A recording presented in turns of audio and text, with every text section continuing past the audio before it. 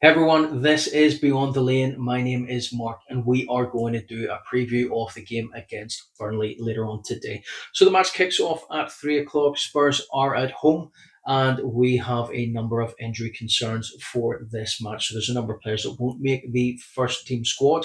Burnley are also mixing six players for the game, and none of them are expected to make it today. So, in line for Spurs, who are we missing? Apart from the obvious one, Matters is missing pretty much for the entire season. He may make a return towards the end, but certainly isn't expected for anything at all for quite some time. Brian Hill is also not considered. He is still out injured too. Dragusin, although is recovering from having had the surgery, if you're a keen eye at the interviews taking place with people at the end of the PSG Super Cup game, you will see Dragusin has been seen walking about, looking all right on his feet, but is another thing when it comes to training. So he won't be back for at least another couple of months. So he is out of the squad as well. And Doge, although is kind of back and doing light training, will not be in consideration for a number of weeks, maybe a little bit longer. And I don't think there is any real rush to get him back. Jed Spence is proving to be an exceptional deputy in that regard. So we're not going to see Ndogi anytime soon. Takai is still out injured and probably a number of weeks back before he is even considered part of the training schedule and possible consideration for the first team squad as well. So no look to see the young Japanese international anytime in a Spurs shirt on the pitch.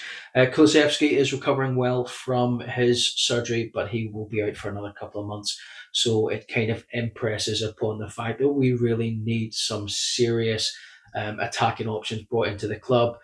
Son left, Kulusevski's injured. And we are missing out, especially with Matters gone as well, on around 60 goal contributions from last season. So what we have in the squad right now definitely needs to step up and provide those attacking and goal scoring threat and goals as well. So apart from all of those guys out, everyone else, according to Thomas Frank, is available for consideration for selection, which means that Manor Solomon and Dominic Solanke are both being considered for that first team squad against Burnley today. So Solanke made a 10-minute cameo and scored an absolute cracker of a penalty against PSG. So he's definitely in the mix for the squad, but I would definitely say will not be considered for a start. I'd be really surprised if he did. There's no point putting him under any pressure to start a Premier League game, especially when it's the first of the season against a team who is just recently promoted. Burnley a really strong side coming up through the Championship. It's whether or not they've learned from their previous season in the Premiership and learned from that, especially with having just came up from being relegated this season previous. So we will have a tough game against us. It's normally always a tough game against recently promoted sides. They're always wanting to do very well and genuinely do tend to be a bit more of an unknown quantity when it comes to playing them in the season. They've had quite a change in their management structure. Vincent Company left and became the manager of Bayern Munich. And so they've got a new manager and different playing style. Some of the squad have moved on as well. In fact, we took Odeberg from them, so it'll be interesting to see if he gets a start against them or if he remains on the bench. So a number of options available to us in terms of our starting 11. I think with Thomas Frank, what we will see will be the 4-3-2-1 position, which we've seen him utilise in preseason friendlies. I very much doubt we'll see the back five that we did against PSG. Lesser opposition, and I mean no disrespect to Burnley in that regard when we consider going up against PSG. So I think we will be seeing the two centre half pairings of Van de Ver, Ven and Romero at the back. We'll see Pedro Porro in on the right and Jed Spence continuing on the left hand side. The back four there, absolutely solid. All those players played exceptionally well against PSG, so I don't see any changes in that as a back four with Danzo on the bench as a backup, unless there's any kind of issues that maybe popped up in training from Friday and potentially today.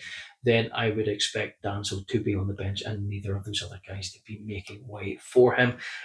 For the three in the middle of the park, I think we'll see the exact same guys as we did against PSG, with Bentancur and Polina there, and Sar playing a little bit further forward off the two. Polina playing that kind of holding defensive role in front of the back four, allowing Bentancur and Sar to go forward and attack the ball, as well as come back and help support in defence. Sar was an absolute beast against PSG, so seeing that same kind of freedom of movement, plus with the temperatures being a bit cooler, hopefully the players won't be as exhausted as what they have been over the pre-season tour and that Super Cup final. But certainly would like to see Sar continue to press on the opposition's midfield and the defence in pushing forward when those balls are being played into space, something which he did exceptionally well against PSG on the Wednesday night there. So hopefully we'll see a continuation of that.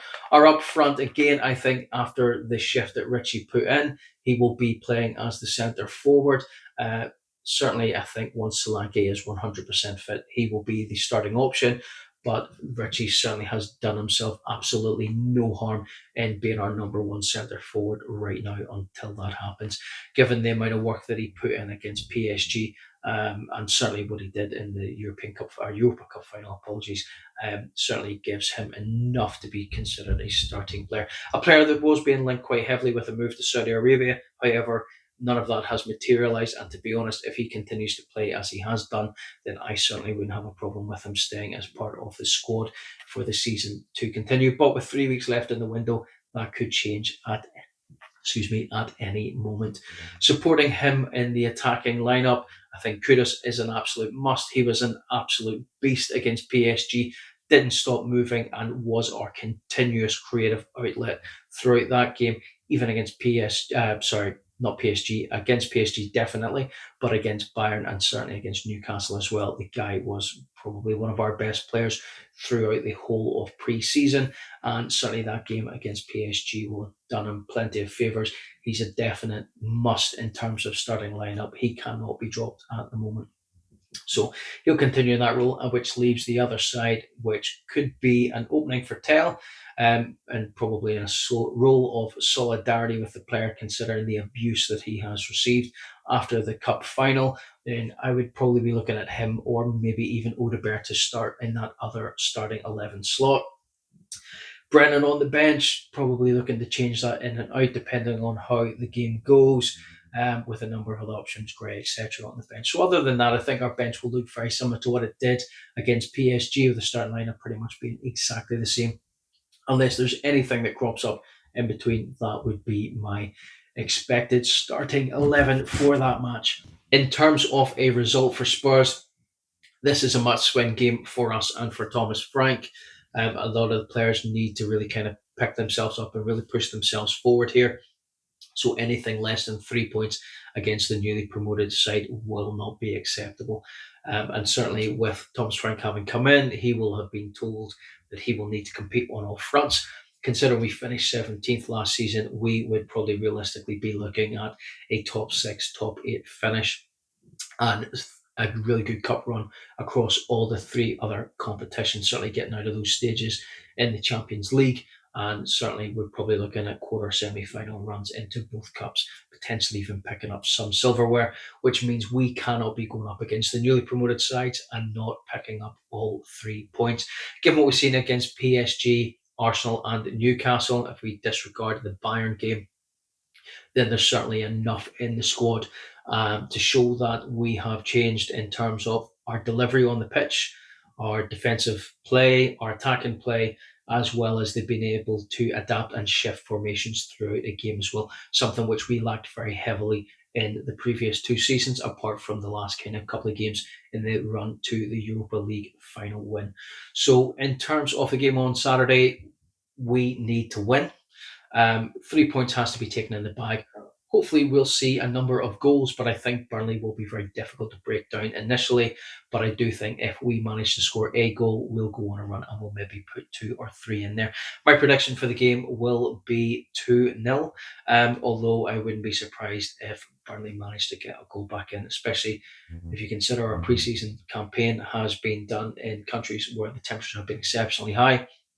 Does take a toll on the body, as well as having played the cup final just a few days ago as well. So we may see that we might start to tire towards the end of the game, especially if VAR comes into play and we start seeing those large amounts of extra time added at halftime as well as full time. Number of changes to the Premier League rules as well, which could see any time wasting being dealt with quite severely, especially with goalkeepers holding onto the ball more than 8 seconds.